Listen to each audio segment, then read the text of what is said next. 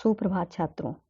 मैं रावल कॉन्वेंट विद्यालय की हिंदी की अध्यापिका उर्मिला सांगवान आज आपके समक्ष कक्षा 8वीं की कविता प्रार्थना प्रस्तुत करने जा रही हूँ। यह कविता सुमित्रा नंदन पंत द्वारा रचित है। सुमित्रा नंदन पंत जी एक प्रकृति प्रेमी कवि हैं। एक स्थान पर इन्होंने यह भी कहा था कि ये मनुष्य से अधिक प्रकृति से प्रेम करते हैं। इन्होंने अपने इसी प्रेम को आधार बनाकर इस कविता की रचना की है। आइए अब इस कविता का रसास्वादन करते हैं। जग जीवन में जो चिर महान सौंदर्यपूर्ण और सत्य प्राण, मैं उसका प्रेमी बनूं नाथ, जो हो मानव के हित समान। अर्थात इन पंक्तियों में कवि कहते हैं कि हे प्रभु, मैं इस संसार में केवल उसी व्यक्ति से प्रेम करूं जिस व्यक्ति का जीवन इस संसार में सदैव महान रहा हो और जो मानव कल्याण के लिए लगा रहता हो। अर्थात यानी कि जिसने अपना सर्वस्व जीवन लोक कल्याण के लिए समर्पित कर दिया हो। यानी कि मैं केवल उसी व्यक्ति से प्रेम करूं जो केवल अपने जीवन में मनुष्य के हित के बारे में सोचता हो। उसने कभी अपने हित के बारे में न सोचा हो, केवल दूसरों के हित के लिए ही अपने जीवन को समर्पित किया हो। अर्थात हे प्रभु, मेरे मन में केवल और केवल लोक कल्याण की भावना ही पनप सके, अन्य किसी भावना के लिए मेरे मन में कोई स्थान न हो। आइए आगे देखते हैं। छूटे जिससे जीवन में मिले शक्ति, छूटे भय संशय अंधभक्ति, मैं वह प्रकाश बन सकूं नाथ, मिल जाए जिसमें अखिल व्यक्ति। अब यहाँ पर देखिए, भय, भय का अर्थ होता है डर, संशय, संदेह, यानी कि जब हमारे मन में किसी के प्रति कोई शंका हो। अंधभक्ति यानी कि अंधा विश्वास, यानी कि किसी पर इतना विश्वास कर लेना कि उसी का अनुसरण करना। ठीक है। और प्रकाश यानी कि एक उम्मीद की किरण।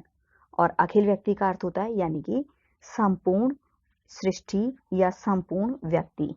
ठीक है। आइए अब इसका रसास्वादन करते हैं। देखिए कि जिससे जीवन में मिले शक्ति, छूटे भय संशय अंधभक्ति, मैं वह प्रकाश बन सकूं नाथ, मिल जाए जिसमें अखिल व्यक्ति।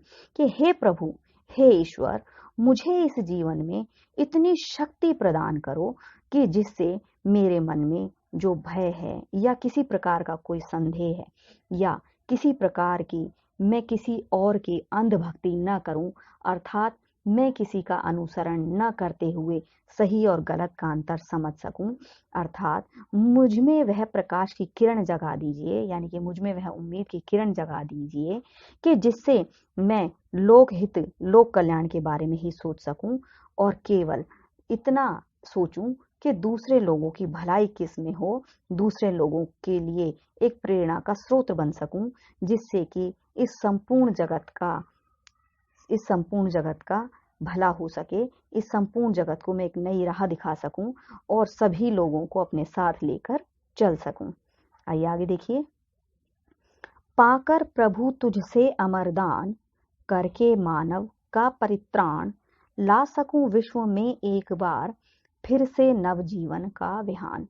कि हे प्रभु, अब यहाँ पर देखिए परित्राण, परित्राण का अर्थ होता है उद्धार करना, और नव जीवन यानी कि नए जीवन में, और विहान यानी कि प्रातःकाल या भोर। अब देखिए अब कवि क्या कहते हैं। कवि कहते हैं कि हे प्रभु, तुम मुझे अमरता का वरदान दो, यानी कि आप मुझे इस जीवन में अमर कर दो और उस अमरता का वरदान प्राप्त करके मैं इस संसार का, इस विश्व का उद्धार कर सकूं, यानी कि लोगों को प्रकृति प्रेम के बारे में जगा सकूं, लोगों को इस बारे में ज्ञान दे सकूं कि कभी किसी से ईर्ष्या नहीं करनी चाहिए, बल्कि सभी लोगों को एक साथ लेकर चलना चाहिए और सभी लोगों का भला इसी में निहित है। यानी कि हे प्रभु, मैं आपसे अमरदान प्राप्त करके इस मनुष्य जीवन का उद्धार कर सकूं और इस सोए हुए विश्व में एक बार फिर से नव जीवन का, यानी कि नए जीवन का सवेरा ला सकूं। यानी कि मैं लोगों को ये संदेश दे सकूं कि प्रगति केवल एक अकेले व्यक्ति की प्रगति में नहीं है, बल्कि हम सभी को मिलकर इस संसार की प्रगति के बारे में सोचना चाहिए कि हे प्रभु, यानी हमें केवल अपने लिए ही नहीं, बल्कि इस संपूर्ण जगत के लिए जीना है, संपूर्ण लोक जगत के लिए जीना है, लोक कल्याण के लिए जीना है। तो हे प्रभु, आप मुझे जब यह अमरदान देंगे तो मैं लोगों में प्रकृति के प्रति सचेत भावना को जगाकर उन लोगों की जो सोई हुई चेतना है उसे जगा सकूं और मनुष्य को दूसरों के प्रति प्रेम के लिए जागरूक कर सकूं कि यदि मनुष्य अपने बारे में न सोचकर सभी के बारे में सोचेगा तो इस संसार में एक प्रगति आ सकेगी।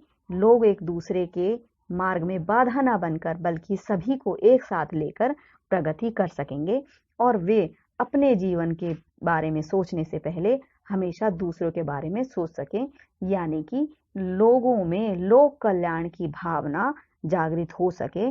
तो हे प्रभु, हे ईश्वर, आप मुझे ऐसा ही वरदान दीजिए कि जिससे मैं भी इस जीवन में अपने इस जीवन काल को इतना महान बना सकूं कि मैं लोगों के लिए एक प्रेरणा का स्रोत बन जाऊं और लोग भी मुझसे प्रेरणा लेकर के आगे किसी और बारे में सोचें, यानी कि लोक कल्याण की भावना के बारे में सोचते हुए आगे बढ़ सकें और अपने जीवन को उन्नत कर सकें।